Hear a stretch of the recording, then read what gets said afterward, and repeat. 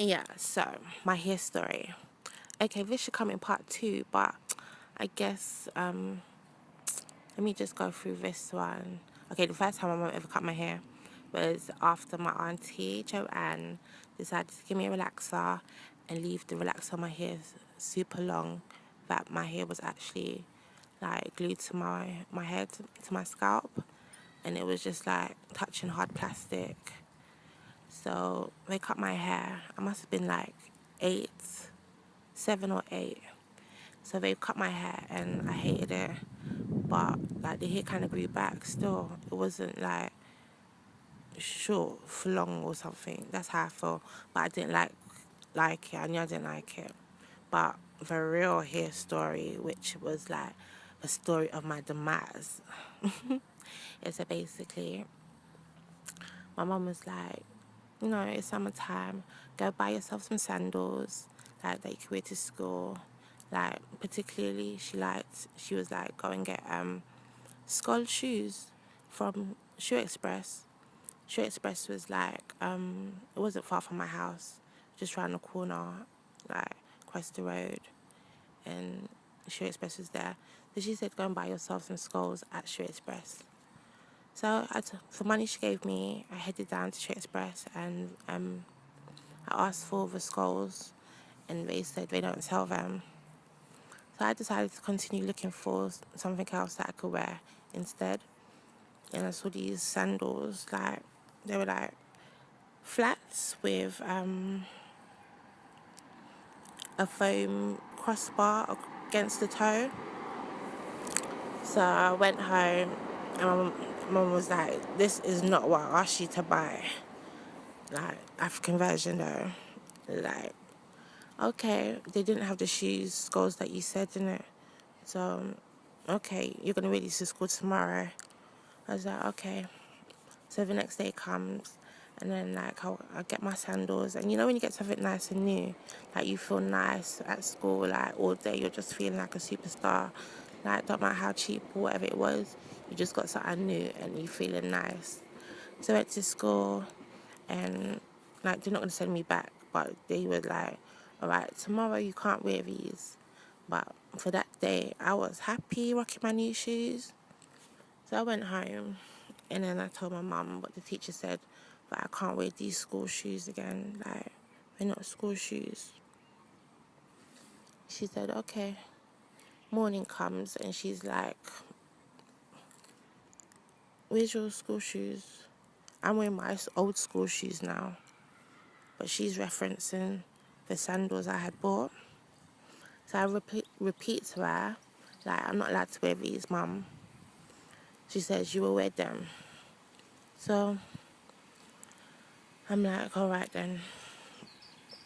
I go upstairs, get my stuff together, and I'm ready to head out. So as I'm leaving, my mum was like, stop. I need to check your school bag, man. So I open it up, or she opens it up, and she sees my backup pair. She dashes them to the side and tells me to continue. So she went out to the kitchen, and I now decide to slam the front door and then run down the stairwell in the block of flats that we lived in. Before I got to the bottom of the staircase, she called me back. She called me back so nicely that I didn't think of anything. I thought I had forgotten something. So I run upstairs and like I meet her and she is vexed. She's holding a pair of scissors. Not just any kind of scissors. I call them the zigzag scissors because they've got like a zigzag blade on both sides. And my mom just went at it at my hair. She was like, how dare you slam the door on me? Rah, rah, rah. And like, it wasn't like she cut it in a nice way. Like, she just went at it like someone, like, if she could choke me with the blade, she would. But she's like, you know what, I'll choke your head instead. So, I went to school. It took me about an hour to get there. And it only should take me like 10, 15, 20 minutes. Because I usually walk to school with my brother. But before I got to school, I walked ever so slowly, crying and bawling down the road, like, you know, wearing my red jacket. I had this red jacket, beautiful red jacket, and it had like a fur trim, so that was a winter coat. Yeah, I was like, I need something to cover my head.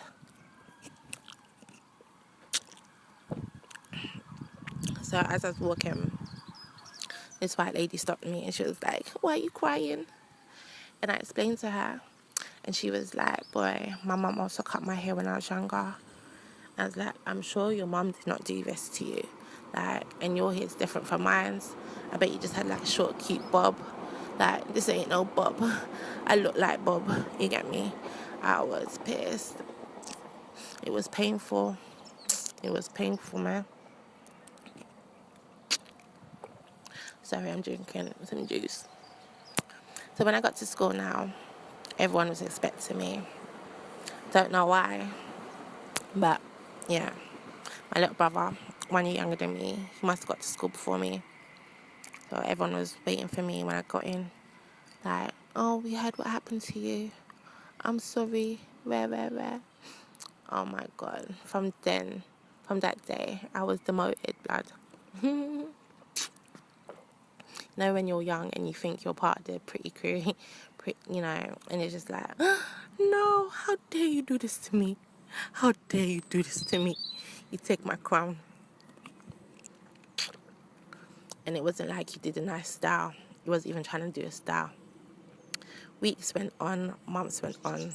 She never ever said, "You know what, let me try and fix this up for this girl." Like, she could tell, like, obviously I was self-conscious, boy. I would be wearing any hat I could find in the house. Summertime, I'm walking around with a woolly hat on my head. Like, And the worst thing is that all you had to do was just go pay one little girl to fling some cane rods in my headpiece. And she was like, "No." So that punishment did not just last for that moment. That punishment went on for years. Because, you know, I got, like, everyone was like, "Whenever you go into an argument, at least my mom didn't make me look like a boy. Rare. Is it because you're African? Oh, all that rubbish." It was awful. Gosh, I can never do that to my child. Like, okay, if you need to cut your hair because of a certain real issue, but there was no issue there.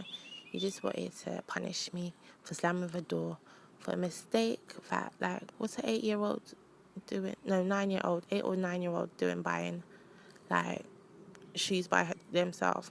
And she would never do that now for some reason. Like, her youngers are like 15 and 16. Oh my gosh. "Let me go and buy you trousers." And she follows them. "Let me go and buy you this." And she follows them. And it's like, you would have never sent them to go shopping for themselves.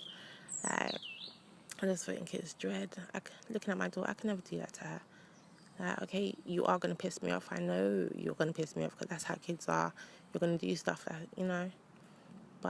And I was a good kid. I always help her with young siblings and stuff.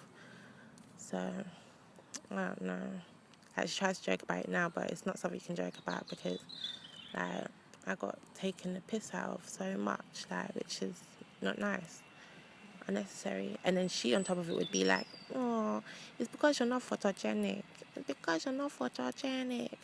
And then after, when I got to, like, 14, and my friends used to start saying, "Let me do your hair for you," I was like, no. Because, like, you just think they're going to play in your head and, like, take the piss or something. But no, this friend, she was like, "Let me do your hair." I was like, fine. I relented. She was like, "All you need to do is buy 2 packets of, like, hair extensions or whatever." And then we sat in the library, which we call the LRC, the Learning Resource Centre. And we just sat in the corner and she just, like, came with my hair. Like, before lesson was due to start, like, I had a new hairdo. I was feeling fine. And all it was simple cane was going backwards, like, and it was so lovely. And from then, I believed her about her hairstyles. Like, she used to come to school with these, because she's the natural girl. She'd have cane rods all the time. And she'd say, "I done it." Or she'd have, like, these really tiny plaits. And she's got sisters. So I was like, later, your sister's done this. You're just trying to take credit for something you didn't do. But yeah, that's my hair story.